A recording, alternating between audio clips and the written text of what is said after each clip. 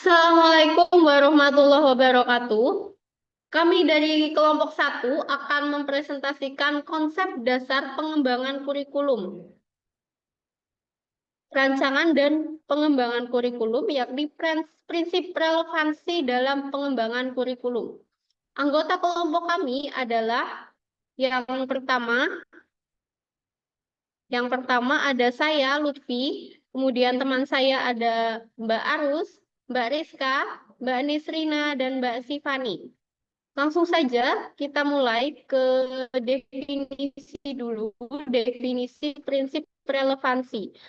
Prinsip relevansi mengandung arti bahwa sebuah kurikulum harus relevan dengan perkembangan ilmu pengetahuan dan teknologi atau IPTEK, sehingga para siswa mempelajari IPTEK yang benar-benar terbaru, yang memungkinkan mereka memiliki wawasan dan pemikiran yang sejalan dengan perkembangan zaman.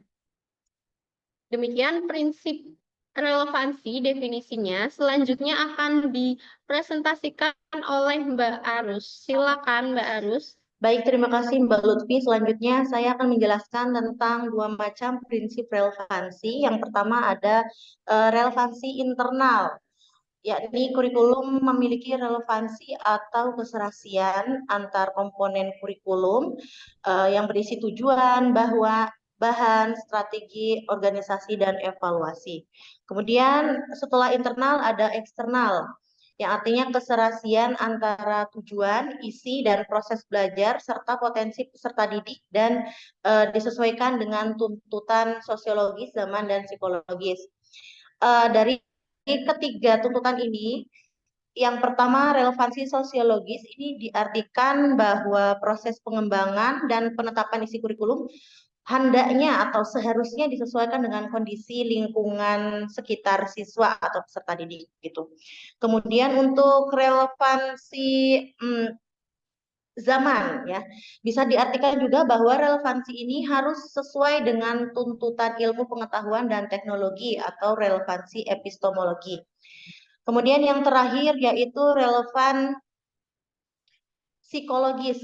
Artinya bahwa apa yang diajarkan di sekolah harus mampu memenuhi dengan dunia kerja.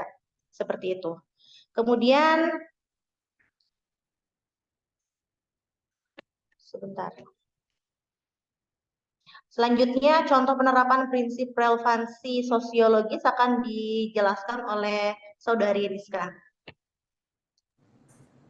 Baik, terima kasih atas waktunya. Di sini saya akan menjelaskan contoh implementasi prinsip relevansi sosiologis. Dalam hal ini dapat diartikan bahwa proses pengembangan dan penetapan isi kurikulum hendaknya disesuaikan dengan kondisi lingkungan sekitar peserta didik. Sebagai contoh, bagi peserta didik yang ada di lingkungan perkotaan, perlu kita perkenalkan kehidupan yang ada di lingkungan perkotaan.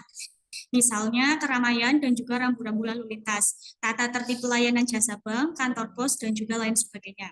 Sedangkan untuk sekolah yang berada di daerah pantai atau pesisir, perlu kita perkenalkan bagaimana kehidupan di pantai seperti mengenai tambak, kehidupan nelayan, dan juga pembibitan udang, dan lain sebagainya.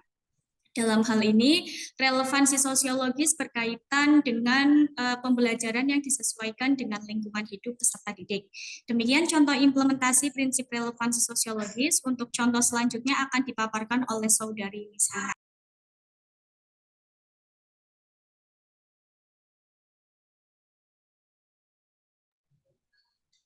Baik, yang selanjutnya adalah contoh penerapan prinsip relevansi epistemologis atau zaman. Artinya, isi kurikulum ini harus sesuai dengan situasi dan kondisi yang sedang berkembang. Misalkan, untuk